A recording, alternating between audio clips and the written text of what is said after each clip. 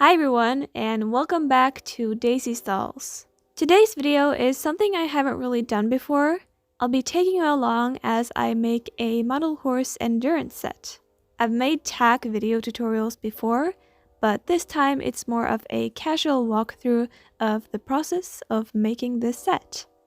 I really hope you enjoyed this video, and also if you want to know the materials I use, they will be listed down below. Okay, let's get started. This project is actually for a trade, so this set will be going to another person, and they requested this type of endurance set. Especially the saddle is very different, and I've never made anything like that before, so it's certainly going to be a fun challenge. So I was quite excited about making this set, so I made the oopsie of starting on it without filming. I totally forgot. So let me briefly explain how I made the seat here. So like I did in my English saddle tutorial, which I will link down below, I cut out the saddle seat template. Then I stuck the template to a piece of soda can metal and cut it out. Then I used my trusty epoxy sculpt to thicken up the seat, as well as making little grooves in it following my reference pictures. I then glue the seat onto a thin piece of leather and roughly cut it out like this. I make small cuts all around the seat and then glue them down onto the seat. I really push the leather into the grooves while the glue is still wet, and it looks like this in the end. I also use some red leather to add a little accent to the end of the seat. Next, I'm going to make the panels for the saddle, and I start by sketching out their general shape onto a piece of paper. And once I'm happy with the length and how it looks, I cut it out. I make sure it looks right in comparison with the seat. Then I use the paper as a pattern to cut out two panels from a thick piece of leather. Now I'm using my thinning knife to really thin down my red leather. And when I'm happy with the thickness, I glue one of the panels onto the thinned piece of the leather. Then I cut it out, leaving about 5 millimeters of leather around the panel. I then make small cuts in the leather all the way around.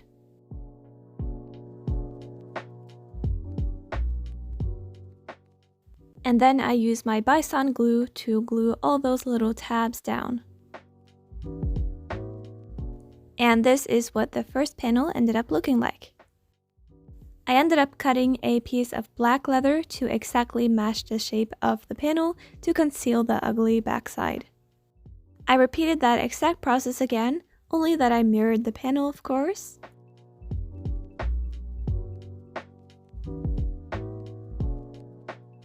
And now I have two matching panels. Now before I can glue the panels to the seat, I need to make the billets. So using some thin leather, I cut it into strips. Then, using a Q-tip, I use it to apply the black leather dye to the 4 billets. I 100% should have been wearing gloves here, but apparently I was too lazy to put them on. Sorry for my hair getting in the frame. Anyways, here I am using an empty mechanical pencil to punch holes into the billets. For this to work, you need the pencil to have a metal tip, and I'm using the smallest one that I can find, which is 0.5 millimeters in diameter. And if you took your time to make it even, it should look something like this. And I repeat this on all 4 straps. I attach 2 metal rings to a short leather strip, and then I glue that onto the seat right here. The last thing I'm going to do before attaching the panels to the seat is making these 4 tiny D-rings to glue to the panels. And I of course did this to both of them, so 2 D-rings on each. Now I'm finally going to glue the billets to the seat.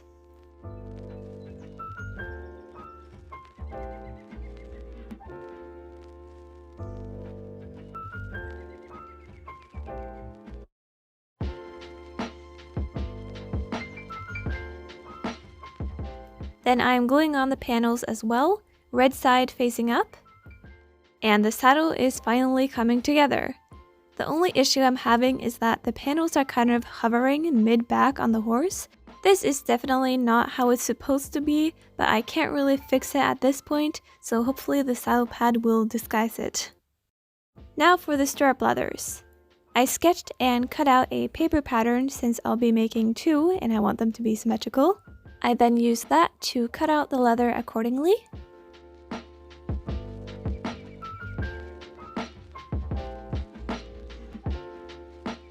And in the end, I have 2 really crisp looking pieces.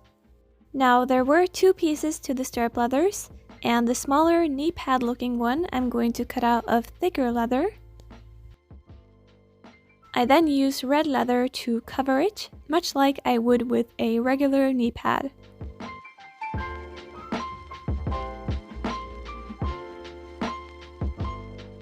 And it ends up looking like this. I then glue it to the other piece of the stirrup leather like this. I repeat that one more time, and these are the pieces we have so far. I think it's looking really good. Continuing on the stirrup leathers, I'm going to take a black strap of leather and attach a buckle to the end.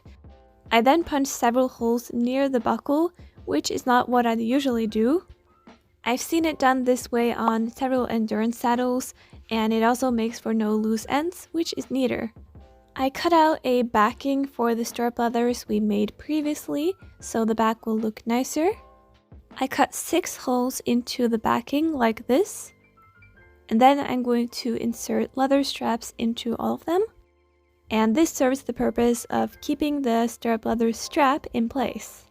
And I of course repeat this, just make it mirrored. Now before I can glue the stirrup leathers in place, I need to make the stirrups. I cut out this type of shape out of a black plastic material.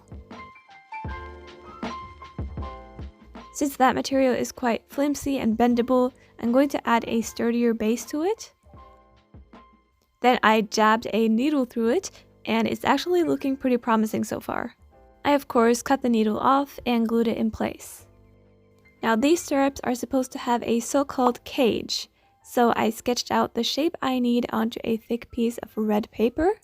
Then I meticulously cut it out using some tiny scissors.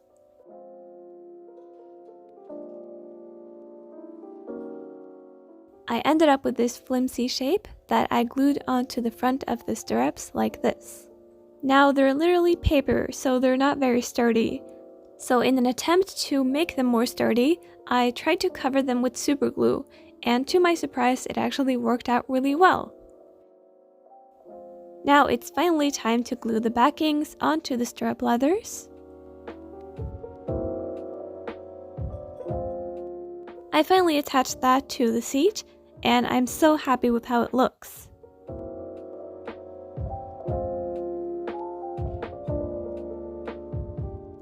I attached the other one as well, and now it's time to make the saddle skirt. I sketched and cut out a simple pattern for it.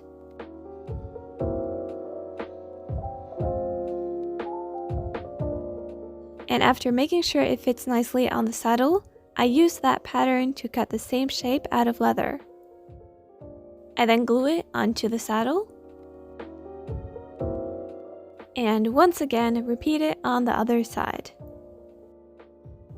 I love seeing it come together. Now I've added the second saddle skirt along with a few metal details. I also added some very thin leather cord around the edges to neaten everything up. Now the saddle is basically done, so let's make the girth. As always, I start by making 4 metal tongue buckles. And again, if you want to learn how to do this in more detail, I'll leave the link to my saddle tutorial in the description box. I want the girth to look like it's made of synthetic material with a fleece padding. So I start off by cutting out a thin piece of fleece that I actually salvaged from the inside of a pair of mittens. I'm going to attach my buckles to this thin silk ribbon I have.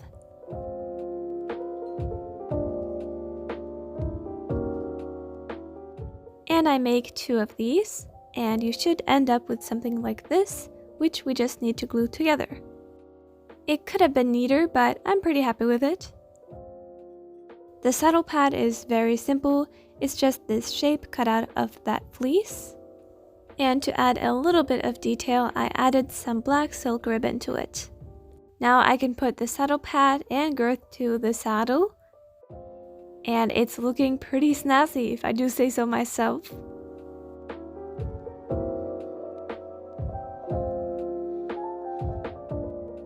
Now it's bridle time.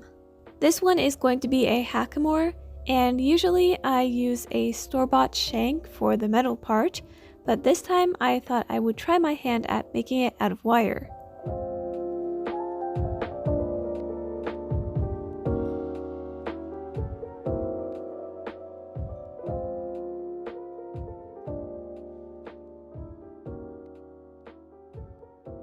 And after a lot of wire forming, I ended up with all the pieces I need.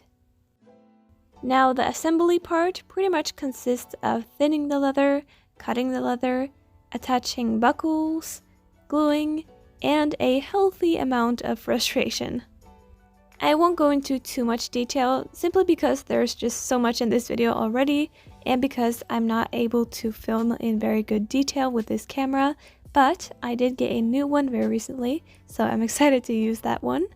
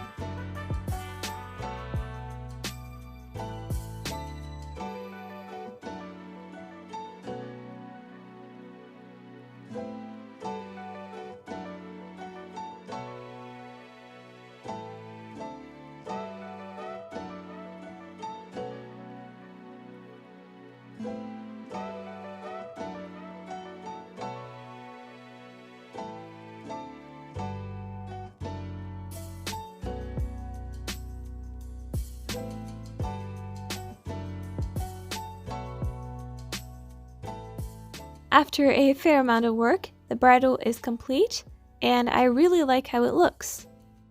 I think it looks pretty unique with the hackamore part, which I really like, and I also used only 0.3mm wire for the buckles, and it turned out really well. I could have called it done now, however my trade pal asked for some more details, so I went ahead and made a breastplate off camera. It's pretty simple, it's padded with some black leather, and the techniques are pretty much the same as the bridle.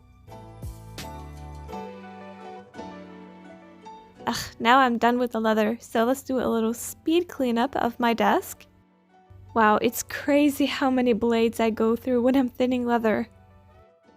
Now let's make the saddlebags. I sketch out a pattern onto a piece of paper, then fold it in half and cut it out.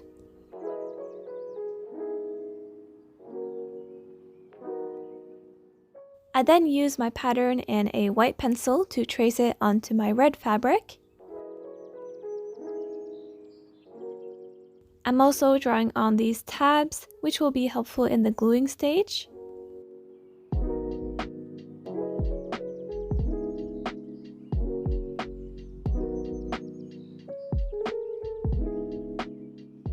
Then I cut it out on the lines drawn.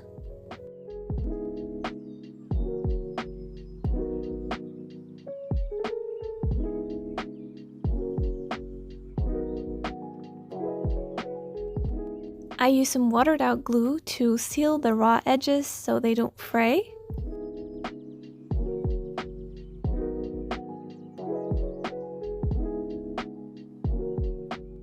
I cut out the rest of the pieces I need in a similar fashion. Then I went ahead and ironed all the tabs down for a crisper result. I start assembling the pieces with my Bison glue, taking care not to smudge it too much.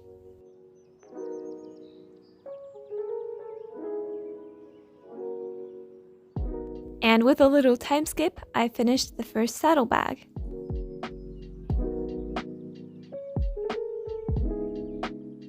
It simply attaches with 2 small hooks in the back here, and I just added a little bedroll and some mesh pockets to the sides, and I think it's looking pretty good. Using very similar techniques, I am making a front saddlebag as well with a little bit of simpler design.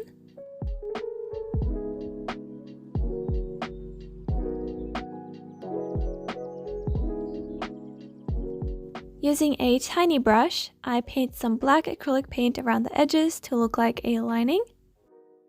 I also print and cut out a tiny logo to stick on the saddlebags. And with a few more accessories, this endurance set is finished.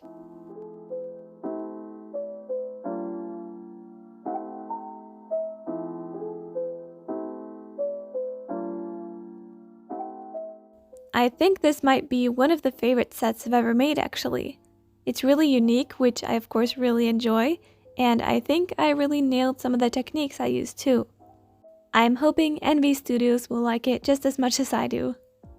It is kind of a bummer that I don't get to keep this set, especially because it looks so adorable on this mare. However, I will be receiving a very nice custom from NV Studios in return, so that will definitely make up for it. Thank you all so much for watching. I hope you have enjoyed. Stay tuned for several more videos this summer. I have many planned, and I will see you next time. Bye!